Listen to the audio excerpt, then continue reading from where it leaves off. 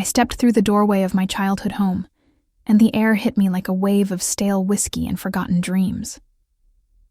Dust clung to every surface, furniture draped in white sheets like ghosts of the past, picture frames lined up on the mantel, their glass fogged and cracked.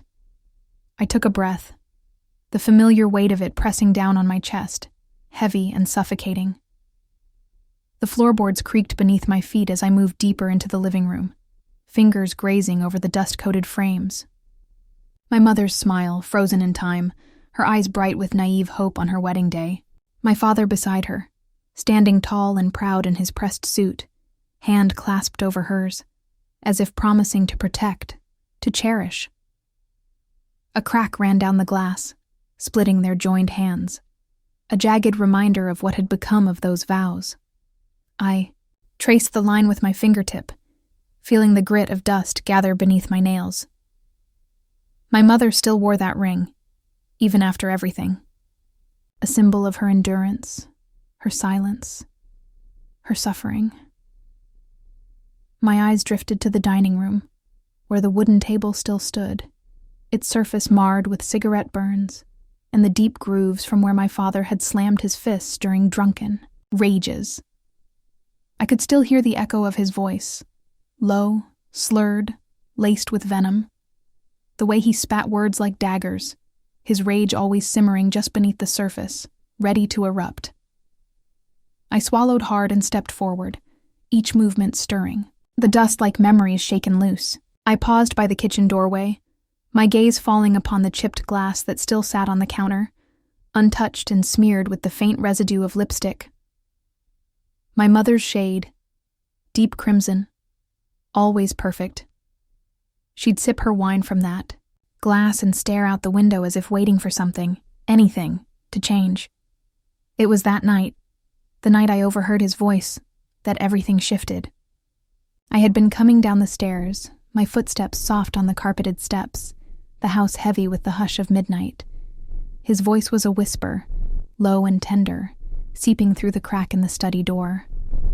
I froze, hand gripping the banister so tight I thought it might snap. I promise you, baby. She doesn't know a thing. She never will. She believes every word I say. I remember the way my breath caught in my throat, my pulse thrumming so loud I thought he'd hear it. His voice softened, dipped into something gentle, something that had never been for my mother. I inched closer, each step a betrayal of the innocence I still clung to. I love you, more than I've ever loved anyone, he murmured. And I heard her laugh. A tinkling sound that shattered the last bit of illusion I held about him. I staggered back up the stairs that night, my hands shaking, my stomach lurching with the weight of it. The next morning I saw my mother in the kitchen, her hands cradling that wine glass, her gaze fixed on the horizon. She looked through me when I asked if she was all right, her eyes glazed and far away. "He's a good man," she whispered, more to herself than to me. He's just going through something." But she knew. She always knew.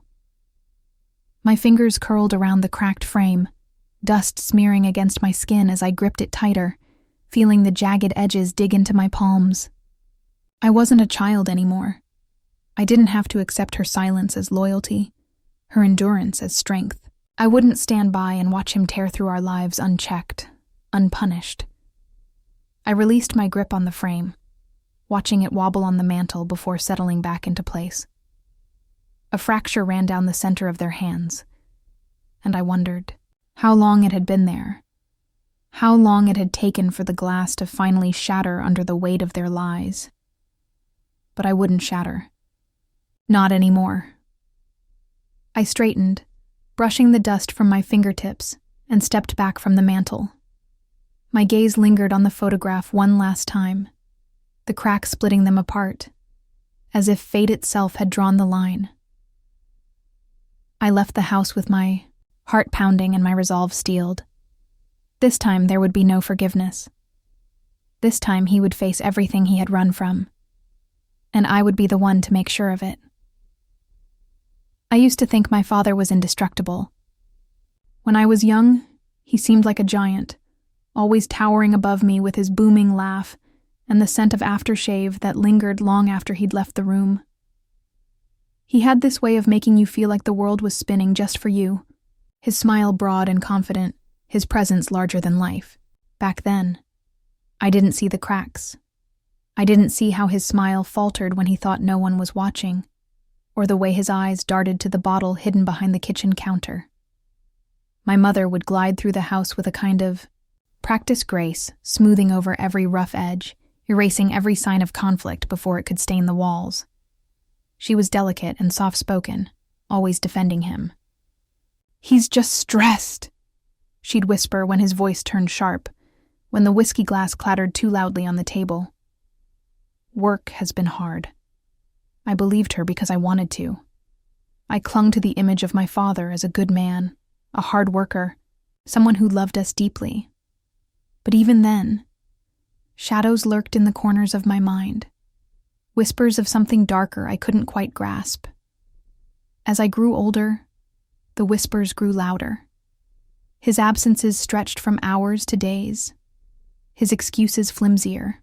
Each time, "Business trip," he'd say, shrugging off his coat and pressing a kiss to my mother's cheek as she prepared dinner, the table always set for 3. But more and more, his plate went untouched, the food growing cold under the flickering light of the chandelier that hung over our dining room table. My mother never faltered. She would wrap the leftovers carefully, store them in the fridge with a hopeful smile, and wait. Always waiting. When I asked her why, she'd brush my hair back from my face and tell me, "He's just going through something, sweetheart. We have to be patient." And so we waited. We waited through the nights he didn't come home, through the mornings he stumbled through the door reeking of whiskey and regret.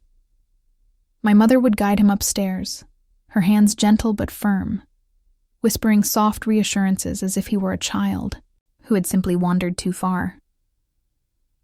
The first time I saw him with another woman, I was 14. It was a sweltering July afternoon, the kind where the sun bled through the curtains and left streaks of light on the hardwood floor.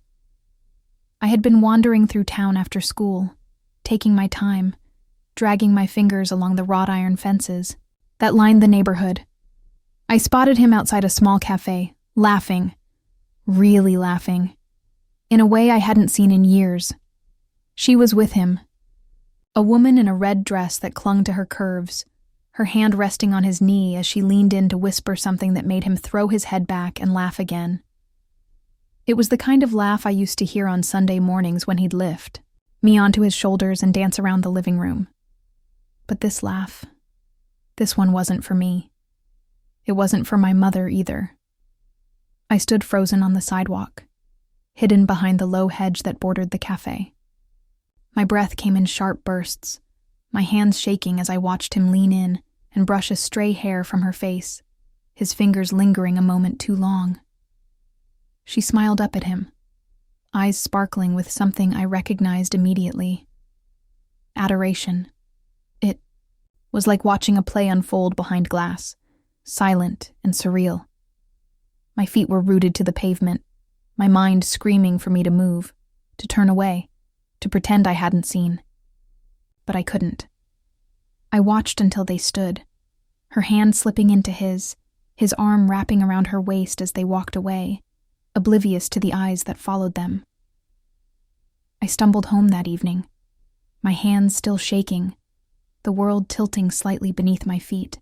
I wanted to tell my mother, to throw open the door and scream it out loud. "He's not who you think he is." But when I stepped into the house, she was there, humming softly as she stirred a pot on the stove, her hair pulled back neatly, her apron tied perfectly at her waist.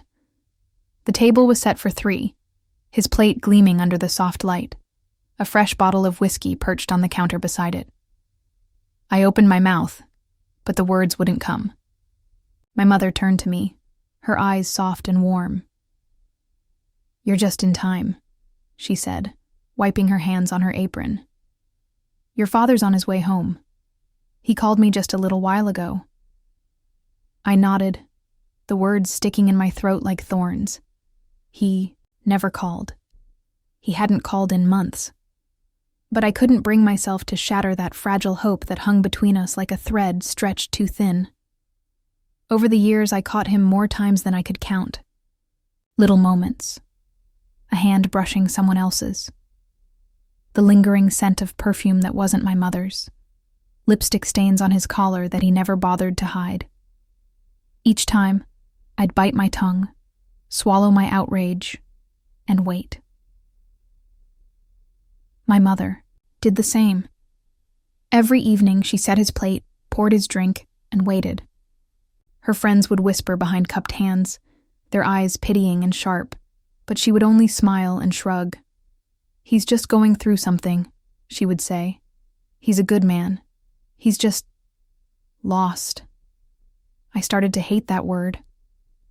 Lost. As if he were some poor, helpless man who had simply wandered too far off the path, needing only our faith and patience to guide him back. But I knew better. I had seen the way his eyes sparkled when he was with her, the way he came alive in a way he never did at home. My mother's loyalty wasn't love. It was fear. Fear of being alone, of losing the life she had built, the life she had clung to even as it crumbled around her. I saw it for what it was, and it terrified me. Because I knew one thing with absolute certainty, I would not wait for him. Not anymore. The summer heat clung to the air, heavy and suffocating, as I made my way back from Clara's house. The sun had long dipped beneath the horizon, leaving the streets bathed in shadows and the distant hum of cicadas. I walked slowly, my shoes scuffing against the cracked pavement, savoring the silence that stretched out before me. It was the kind of silence that only existed in those brief moments before chaos erupted. The house came into view, sagging at the edges, its paint peeling away like old bark. The porch light flickered weakly, casting long, ghostly shadows across the lawn. My stomach tightened with unease. I knew that light. It meant my mother hadn't left the living room. It meant she was waiting, watching the door like she always did. I pushed open the front door, and the creak of the hinges echoed through the empty hallway. The air inside was thick with the smell of whiskey and something else, something stale and acrid. I stepped inside, my fingers brushing against the wall as I moved toward the living room.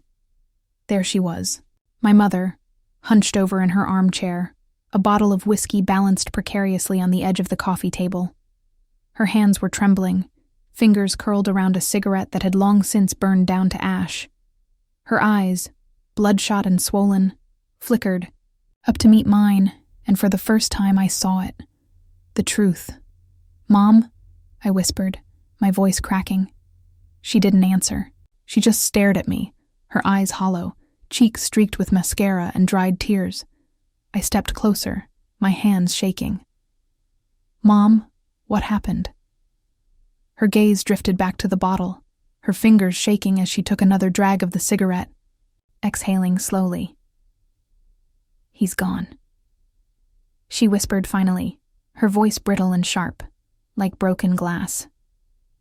I sank onto the couch, the springs groaning under my weight. "What do you mean?" She laughed, a sound so bitter and hollow it made my skin crawl. "He's gone," she repeated, her hands clenching around the bottle. "Ran off with that woman." Her voice wavered, but she forced the words out. "Drained the account. Took everything. I tried to stop him, but he just left." My head spun, the room tilting and blurring at the edges. "Everything? He took everything?" She nodded, her eyes fixed on some invisible spot across the room. "Mortgage is 3 months overdue. Power's being shut off next week. I don't know what we're going to do." Her voice cracked, and she buried her face in her hands. I felt the world drop out from beneath me. Everything she'd sacrificed. Every night she waited for him. Every dinner she cooked. Every time she whispered, "He's just going through something."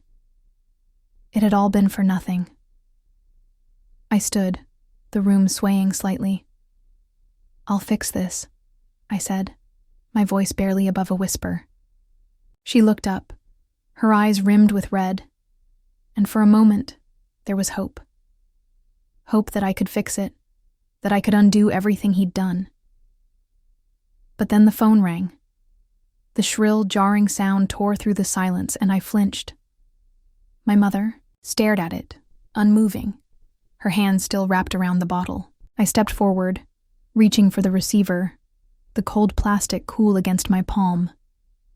"Hello?" I breathed. There was a pause, and then I heard it. His voice, slurred, thick with liquor, cutting through the line like a jagged knife. "Hey, kiddo." My fingers tightened around the phone. "Where are you?" I asked, my voice sharper than I intended.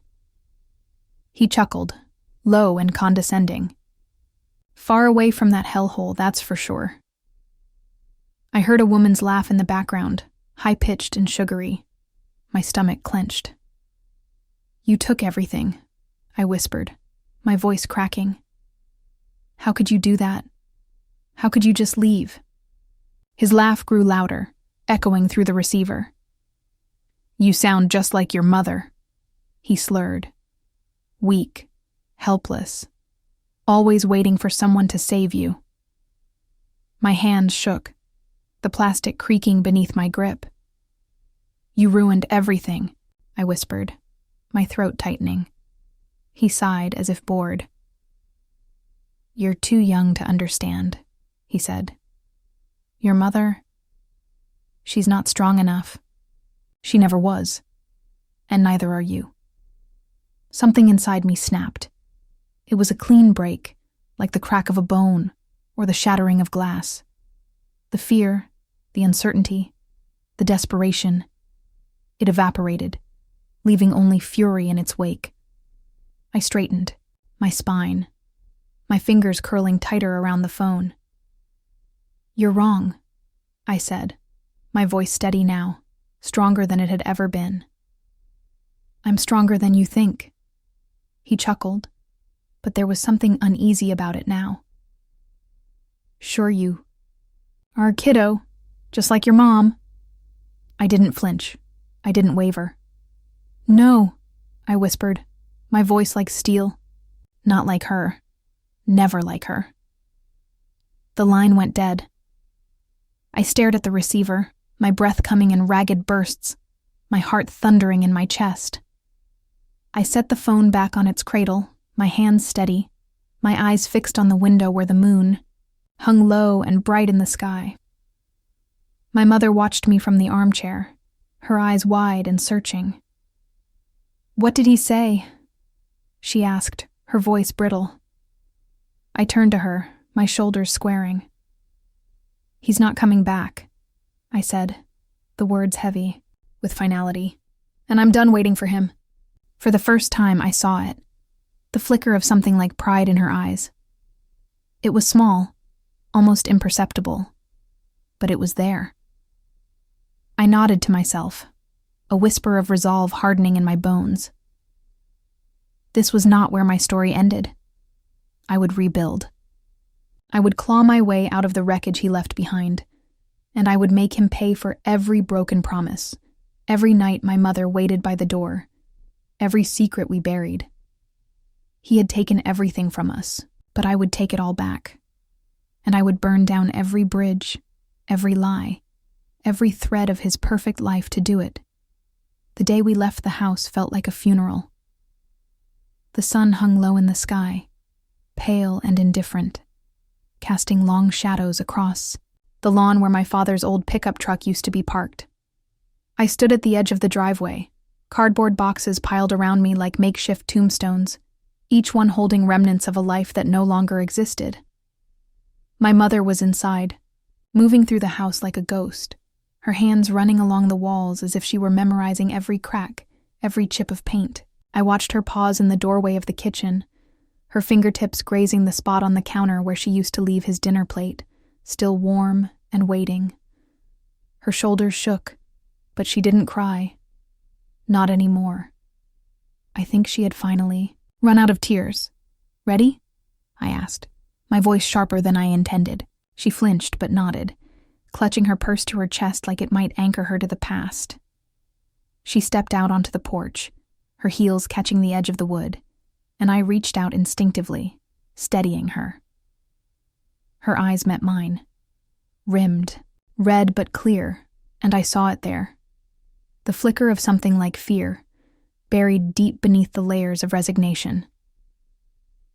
We loaded the last of the boxes into the car and shut the trunk with a heavy thud that echoed down the empty street. The neighbors watched from behind their curtains, their eyes peeking through gaps in the blinds. I didn't bother waving. We had never been friends. The apartment we moved into was cramped and hollow, the walls thin enough that I could hear the couple next door fighting late into the night. My room was barely large enough to fit a mattress and a dresser, but I didn't complain. It was ours. It was away from him. We lived off thrift store finds and canned soup, our furniture a patchwork of hand-me-downs and sidewalk discoveries. My mother drifted through the days like a ghost, her eyes always red-rimmed, her hands always wringing at the hem of her dress. She spoke less and less as time passed, and I spoke more to the walls than to her. I got a job waiting tables at the diner down the street, an old greasy spoon with flickering neon lights and cracked vinyl seats. I worked the morning shifts, refilling coffee cups and wiping down counters, watching as people came and went with purpose. I envied their certainty, their normalcy. But I needed more. So I got another job. Nights were spent cleaning offices, the fluorescent lights humming overhead as I mopped floors and emptied trash cans. I would walk home after midnight, the streets empty and the air heavy with silence. I got used to the quiet, to the solitude of it. It became my sanctuary. My mother didn't ask questions when I came home late. She barely noticed. Her days were spent in that tiny living room, her hands clutching a cup of tea that always went cold, her eyes fixed on the window as if she were waiting for something that would never come. I stopped waiting. The days bled into months, and I pushed forward. One step at a time, I finished high school by the skin of my teeth, my diploma folded and tucked away in a drawer next to my bed. I saved every penny I could, scraping together enough to enroll in community college. I took classes during the day, worked at the diner in the afternoons, and cleaned offices at night. I didn't sleep much, but I didn't need to. There were days when he showed up, unannounced and uninvited, his breath thick with whiskey, his eyes rimmed with desperation. He would pound on the door, slurring his apologies, his promises, his demands for money. My mother would flinch, retreating into the shadows, her hands shaking as she pressed herself against the wall. But I stood firm. I would open the door just wide enough for him to see my face, my eyes hard and unyielding. "Go away," I'd say, my voice low and steady. He would sneer, stumble back a step, and curse me under his breath. But he always left. The first time it happened, my mother looked at me with something like awe. "You shouldn't talk to him like that," she whispered, her hands trembling. I looked her in the eye, my voice firm. "He doesn't get to hurt us anymore." She flinched but didn't argue, and I knew, in that moment, that I was stronger than she had ever been allowed to be. I moved through life with a kind of purpose that burned in my veins, keeping me upright, keeping me moving. I learned how to take care of myself, how to pay bills and balance work and school. I stopped waiting for someone to save us. I became my own savior. And still, my mother waited. She clung to old photographs and whispered his name in her sleep, her hands clutching her pillow like it might disappear. I couldn't understand it, the way she held on to the memories, to the pain. She would sometimes light a cigarette in the middle of the night, sitting on the edge of her bed, the smoke curling around her like a veil. I would watch her from the hallway, my hands clenched at my sides, knowing there was nothing I could do to make her let go. But I did. I let go of the house, of the dreams I once had of us all sitting around the dinner table, laughing and whole. I let go of the image of him as a father, of the lies he'd wrapped me in for years. I let it all burn to ash, and from those ashes, I rebuilt. I graduated from community college with my head held high, my degree clutched in my hands like a promise I had made to myself. My mother was there, sitting in the audience, her eyes brimming with tears. For the first time in years, she smiled at me, truly smiled. And in that moment, I realized I had survived. Not just endured, not just existed, but truly survived. I had clawed my way out of the wreckage he left behind, and I had built something stronger, something unbreakable. My mother never fully healed. She remained tethered to the memories, to the promises he never kept. But I moved forward. I carried the weight of his betrayal, his cruelty, and I forged it into something sharper, something stronger, because I had made a promise to myself the night he left. I would rebuild, I would rise, and one day, I would make him pay for everything he took from us. I didn't know how or when, but I knew it would come. I would be ready. Years blurred into one another, a steady rhythm of hard work and quiet resilience. I built a life from the ashes he left behind, stitching together pieces of myself with threads of stubborn determination. College turned into a career, and I found my calling in helping women like my mother, women who had been silenced, manipulated, and broken by the men they trusted most. I started small, volunteering at a women's shelter, listening to stories that mirrored my own.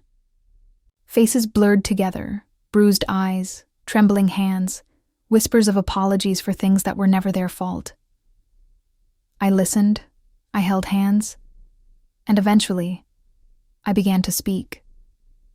I shared my story, our story, with rooms full of women whose eyes shone with a familiar pain. And through it, I found my voice. My mother never fully healed. Her hand still shook when the phone rang unexpectedly, and she still flinched at the sound of heavy footsteps.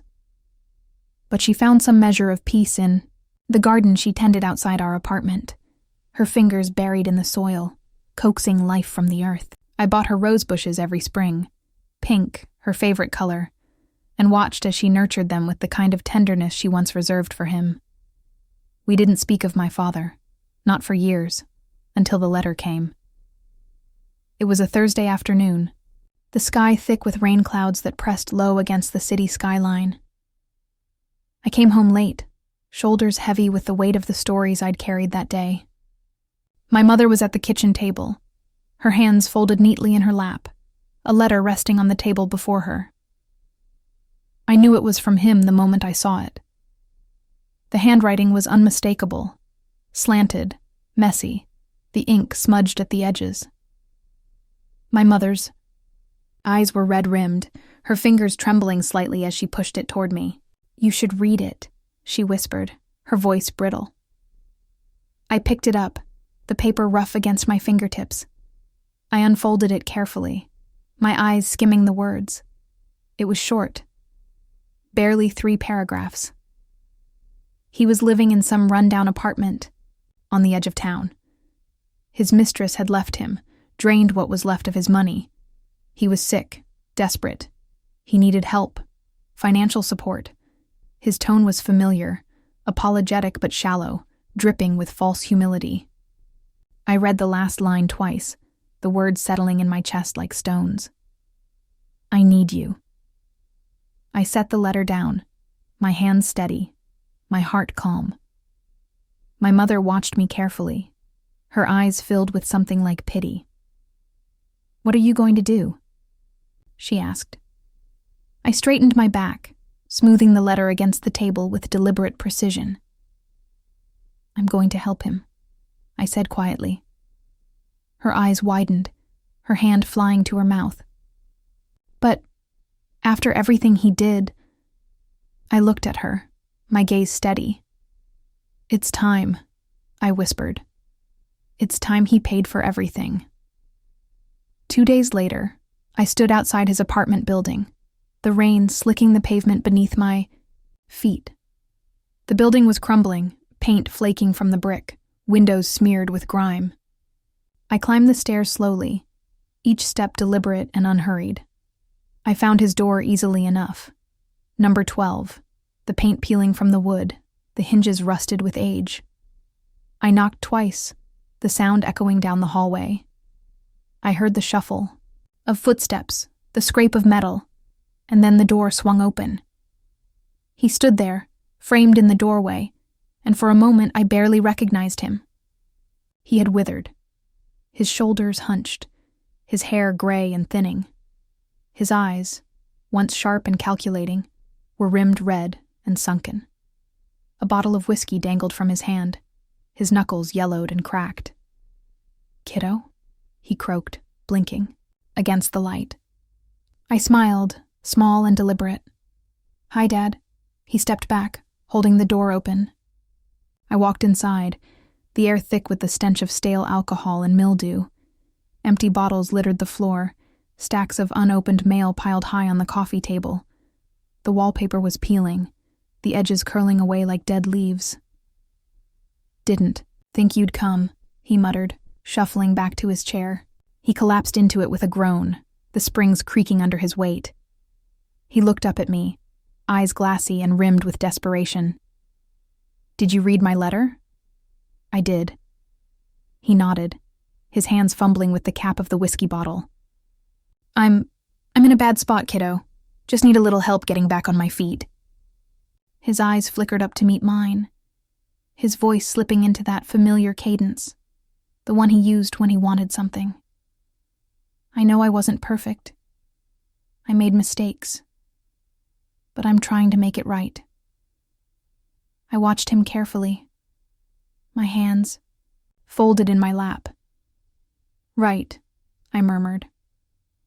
"Make it right." His smile was shaky, his hands trembling as he took a swig from the bottle. "I knew you'd understand. You're just like your mother. Always loyal." I leaned back, crossing my legs. "I'm here to help," I said softly. "But it's going to take some time." He nodded eagerly, the relief washing over his face. Of course. Whatever you need." I smiled. "I'll be in touch." In the weeks that followed, I strung him along, feeding him just enough hope to keep him tethered. I visited weekly, sometimes with groceries, sometimes with promises of financial aid. Each time, I left with a little more. Bank statements, unpaid, bills, letters from creditors. He handed them over willingly, too desperate to question it. I started making calls. To old contacts, to lawyers I had met through my advocacy work, to friends of friends who owed me favors. I gathered documentation, his debts, his abuse records, his fraud charges that never saw the light of day. I dug up everything he had tried. So hard to bury. It was slow work, meticulous and deliberate. But I was patient. I had waited years for this. I kept him comfortable, fed him stories of how I was working on it, how things would turn around soon. He believed me. He always did. My mother asked questions sometimes, her eyes shadowed with worry. "What are you doing?" she whispered. One night as I sat at the kitchen table, stacks of paperwork spread out before me. I looked up at her, my eyes steady. "I'm finishing it," I replied. She didn't ask again. I spent months building the case, tying every loose thread into a perfect knot. I knew exactly what I was going to do, how I was going to make him pay. I watched him unravel from a distance, his health deteriorating, his desperation growing. He called me more frequently, his voice slurred and desperate. I let him ramble, feeding him the same lies he had fed me for years. But this time, I was the one in control. This time, I held all the cards, and I was ready to play my hand. The courtroom was colder than I expected, the chill settling deep into my bones as I walked down the aisle toward the plaintiff's table.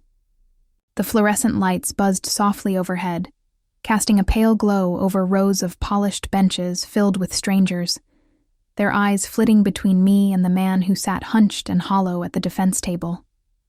My father. He looked smaller than I remembered. His shoulders were hunched, his suit wrinkled and fraying at the cuffs. His hands trembled slightly as he thumbed through papers that I knew were blank. A prop, nothing more. His hair had thinned, the gray streaking through in wiry patches. For a moment, I almost felt sorry for him. Almost, I took my seat, setting my briefcase down with deliberate precision, my hand steady as I unclasped it and pulled out the stack of documents I had spent years collecting. Bank statements, property, deeds, fraudulent loans, all of it laid out before me in neat, methodical order. Proof of every lie, every stolen dollar, every life he had torn apart. His lawyer was a thin man with slicked-back hair and a cheap suit. He leaned over, whispering something in my father's ear, but I couldn't hear what was said. It didn't matter. Nothing he could say would change what was coming. The judge entered, his robe swaying as he took his place on the bench. All rise, the bailiff called, and we did. My father wavered slightly, his hand gripping the edge of the table for support. I watched him, unblinking. He looked up, his eyes meeting mine for the first time in years, and I saw it there. Fear. Straightened my shoulders, my gaze steady and unyielding. This was my moment. The opening statements were brief, his lawyer doing his best to paint him as a victim of circumstance, a man who had fallen on hard times. I listened with a practiced calm, my fingers brushing over the edges of the documents, in front of me. When it was my turn, I stood, smoothing my skirt and walked to the center of the room. Your Honor, I began, my voice clear and unwavering. This isn't just a case of financial mismanagement.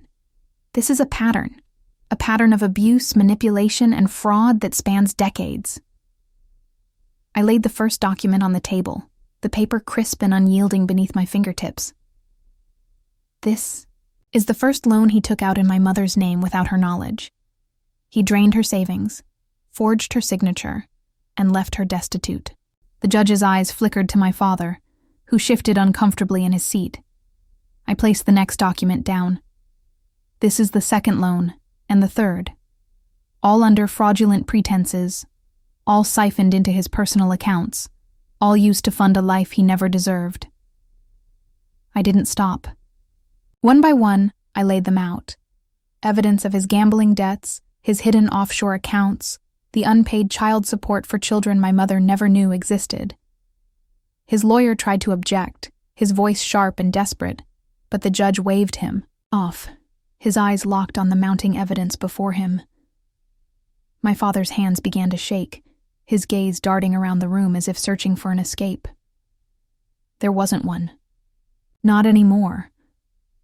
I watched him crumble, piece by piece, his shoulders sagging under the weight of the truth. I had spent years collecting these moments, each one tucked away for safekeeping, waiting for this day. His lies were no longer whispers in the dark. They were laid bare for everyone to see, undeniable and absolute. When I finished, I returned to my seat, my hands folded neatly in my lap. My father wouldn't look at me. His eyes were fixed on the table, his knuckles white as he gripped the edge of his chair. His lawyer leaned over, whispering frantically, but my father didn't respond. The judge cleared his throat, his eyes hard. The evidence is clear, he began, his voice echoing through the room. Not only has the defendant engaged in fraudulent activity, but there is also clear evidence of abuse, manipulation, and willful neglect of his financial and familial obligations. My father flinched, his head bowing slightly, but I didn't look away. I wanted him to feel it. All of it. The court rules in favor of the plaintiff. The judge continued, his gavel poised above the desk. All assets are to be seized and sold, The proceeds will go toward the restitution of the stolen funds, and remaining amounts will be allocated to the victims as outlined in the case file. He paused, his gaze flickering back to me. Furthermore, the defendant is barred from contacting the plaintiff and her mother. Any violation of this order will result in immediate legal action. The gavel came down with a resounding crack, and it felt like the air had been sucked from the room. My father's head hung low, his shoulders sagging with the weight of his defeat. The guards moved forward, their hands firm on his shoulders as they led him out of the room, his steps faltering, his eyes still refusing to meet mine. I stood there for a moment, letting it settle in, letting the silence of the room wrap around me. I had imagined this moment so many times, had played it out in my mind during late nights and empty dawns. But reality was different. It was colder, more final. I gathered my things, my hands steady as I slid the papers back into my briefcase. I walked out of the courtroom with my head held high, my heels clicking against the marble floor in perfect rhythm. People watched me pass, their eyes curious and guarded, but I didn't look back. Outside, the sky was clear and bright, the sun hanging low on the horizon, painting the city in hues of gold and crimson. I took a deep breath, the air crisp and cool against my lungs. I hadn't realized I was holding it in. My mother was waiting for me by the car, her hands clasped together, her eyes shining with something I hadn't seen in years: pride. I walked up to her, and she reached out, her fingers brushing my cheek. "You did it," she whispered, her voice trembling. I nodded, the weight of it all finally settling in. We did. We stood there for a moment, the city moving around us, oblivious to the quiet victory we had claimed. She slipped her arm through mine, and we walked back to the car, her hand warm and steady against my skin. I opened the door for her, watching as she slid inside, her movements careful and deliberate. I rounded the car, slipping into the driver's seat, my hands settling on the wheel. For the first time in years, I felt free. We drove in silence, the hum of the engine a soft backdrop to our thoughts. As we passed through the streets, I glanced over at her, her hands resting peacefully in her lap. She caught my gaze and smiled, small and soft, and I felt the knot in my chest finally loosen. This wasn't just justice, it was redemption. For her. For me. For all the things we had lost. As we pulled into the driveway of our small apartment, she reached over, her hand covering mine. "I'm proud of you," she whispered, her voice thick with emotion. I squeezed her hand, my eyes stinging. With tears I refused to shed. "I did it for us," I whispered back. She nodded, her eyes glistening. "And you did it beautifully." We sat there for a while, the engine ticking softly as it cooled. Outside, the world moved on, unaware of the quiet reckoning that had just taken place. And for the first time, I allowed myself to breathe.